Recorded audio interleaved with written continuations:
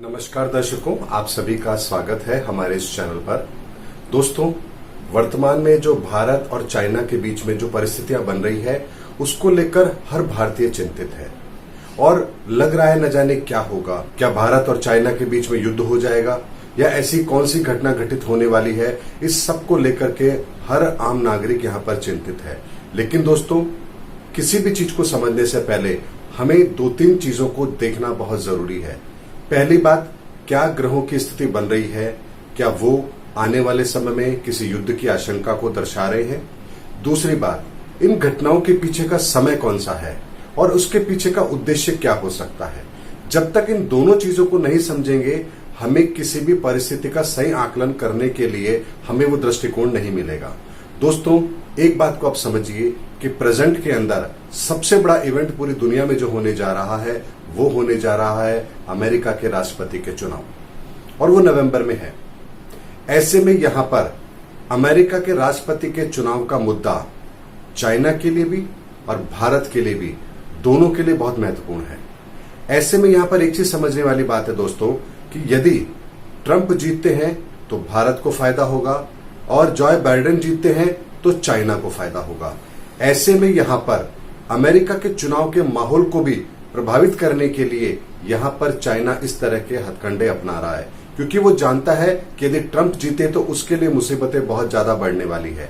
ऐसे में वो क्या कर रहा है, यहां पर जॉय बाइडेन के लिए वहां पर ऐसा माहौल तैयार करने की कोशिश कर रहा है जिससे कोरोना का माहौल ठंडा पड़े और चाइना का मुद्दा उछले। और यहां पर चाइना यदि भारत को परेशान करेगा तभी अंतर्राष्ट्रीय स्तर पर ये मुद्दे गरमाएंगे, क्योंकि यहां पर वो रशिया के साथ कुछ कर नहीं सकता, नेपाल या तिब्बत के साथ कुछ करता है तो इतना बड़ा माहौल बन नहीं पाएगा। हांगकांग के अंदर वो कुछ करेगा, वहां पर भी उसको कोई बड़ी सफलता मिलने वाली नहीं है। ऐसे में केवल और केवल इंडिया एक ऐसा है जिसके खिलाफ यदि वो कुछ करता है तो ये सीधे सीधे ट्रंप की नब्ज दबाने वाली बात होगी। ऐसे में वो यही कर रहा है। इसीलिए दोस्तों, वो पूरे षड्यंत्र के तहत ये कार्रवाई कर रहा है, यानी कि बात को बढ़ाता है, फिर शांति की पहल करता है, मामले को ठंडा करता है, फिर अपनी बात से पलटता है, फिर कोई छोटी मोटी कार्रवाई करता है, और ये सब वो करता रहेगा, क्योंकि इसके पीछे उद्देश्य उसका ये नहीं है कि ये मुद्दा सीमाओं का है, बल्कि ये मुद्दा राजनीति का है। और इसके पीछे सबसे बड़ा उद्देश्य उनका अमेरिका के चुनाव है, क्योंकि दोस्तों, इतने बड़े राष्ट्र के अंदर जब कोई प्रधानमंत्री या राष्ट्रपति जैसे चुनाव होते हैं तो वहां पर बहुत बड़े लेवल पर राजनीतिक गतिविधियां भी होती है और उनका उद्देश्य भी बड़ा अलग होता है। एक बात दोस्तों समझने वाली बात है, जब भी किसी देश में चुनाव होते हैं उसके 6 महीने पहले यदि कोई मुद्दे बनाए जाते हैं तो वो आर्टिफिशियल होते हैं और उनका उद्देश्य एकमात्र लोगों की भावनाओं को केंद्रित करना होता है ताकि उसका चुनावी फायदा उठाया जा सके। और ये हर राष्ट्र के अंदर होता है, इससे कोई भी दुनिया का देश अछूता नहीं है। इसीलिए दोस्तों, आज तक मुद्दों की राजनीति करी जा रही है।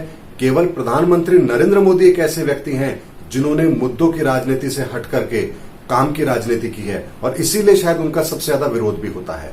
लेकिन दोस्तों, पूरी दुनिया में आज भी राजनीति मुद्दों के आधार पर की जा रही है और यही होती आई है और आगे भी शायद होती रहेगी। और ऐसे में चुनाव से ठीक 6 महीने पहले या 8 महीने पहले इस तरह का माहौल बनाया जाता है ताकि लोगों की भावनाओं को प्रभावित किया जा सके और वोटों का ध्रुवीकरण किया जा सके और एक जगह पर लोगों का ध्यान लाया जा सके और मुद्दे जो उनके लिए नुकसानदायक है वहां से उनका ध्यान हटाया जा सके। और यही यहां पर हो भी रहा है, क्योंकि चाइना नहीं चाहता कि कोरोना का मुद्दा अब विश्वव्यापक बने, क्योंकि इससे सीधा सीधा नुकसान उसको होगा और इसका फायदा ट्रंप को होगा।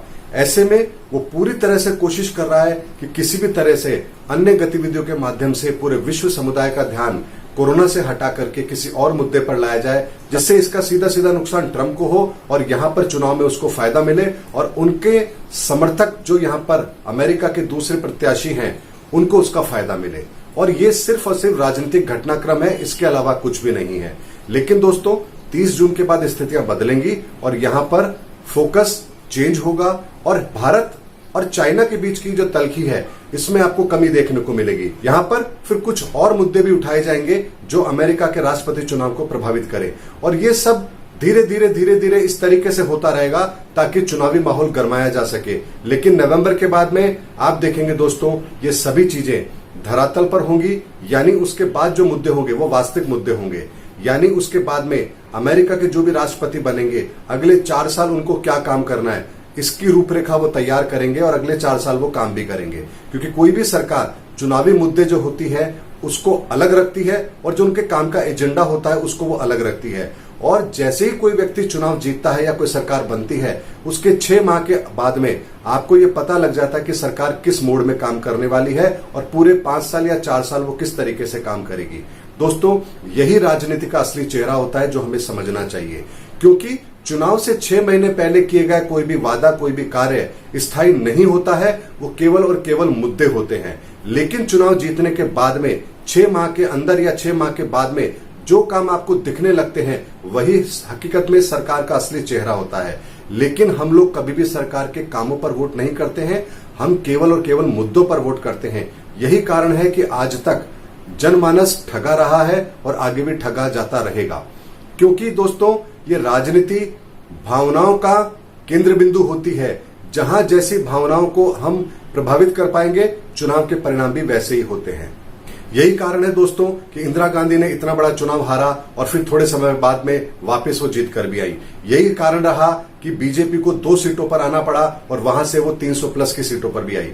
दोस्तों, यही होता है राजनीति और राजनीतिक मुद्दे। तो इस समय पर हमें भारत और चाइना को लेकर के परेशान होने की जरूरत नहीं है। ये केवल और केवल राजनीतिक सरगर्मियां हैं जो अमेरिका के चुनावों को ध्यान में रखकर की जा रही है। और इसमें आप और हम कुछ नहीं कर सकते, क्योंकि ये 2 राष्ट्रों का मामला है, 2 सरकारों का मामला है। और इसमें कूटनीतिक, सैन्य कार्रवाई, डिप्लोमेसी, इनसे काम होगा। आपके और हमारे चिंता करने से यहां पर कुछ नहीं होने वाला, क्योंकि हमारे अधिकार सीमित है। इसमें हम कुछ भी हस्तक्षेप नहीं कर सकते। लेकिन यदि हम राष्ट्र के साथ हैं तो चीन की अर्थव्यवस्था को प्रभावित करने का कार्य हम जरूर कर सकते हैं। और वो कैसे करना है, आप और हम सब समझदार हैं, हमें उस पर ध्यान जरूर देना चाहिए।